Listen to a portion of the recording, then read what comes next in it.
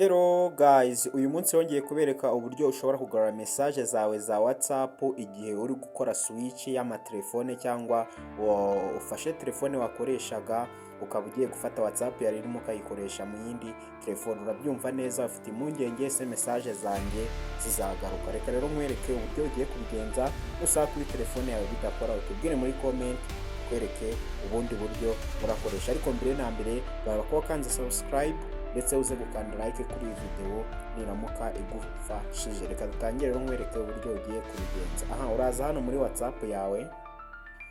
Ukigera hano muri WhatsApp yawe rero urabonamo abantu benshi mwandikiranye. Noneho ikintu uraza ukore, uraza urebe hano hari utudomo dutatu muri WhatsApp yawe. Ukandeho.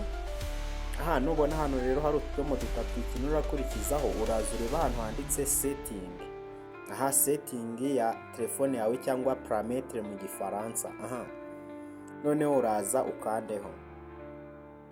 Muri setting rero ya telefone yawe hano muri WhatsApp app urabona harimo ibintu byinshi: meta verified account, privacy, avatar.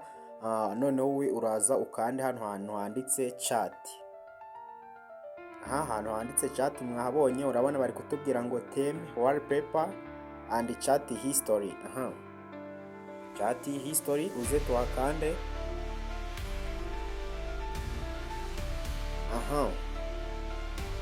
Nugera ahangaha rero uri kubona bari kutwereka ibintu bya theme, default chat theme.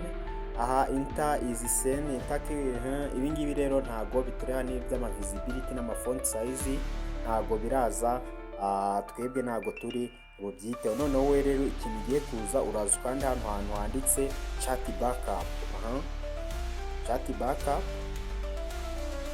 Noneho hano bari kutubwire ngo backup your chat and media to your Google account storage. You can store them on new phone after you download on WhatsApp. Last backup.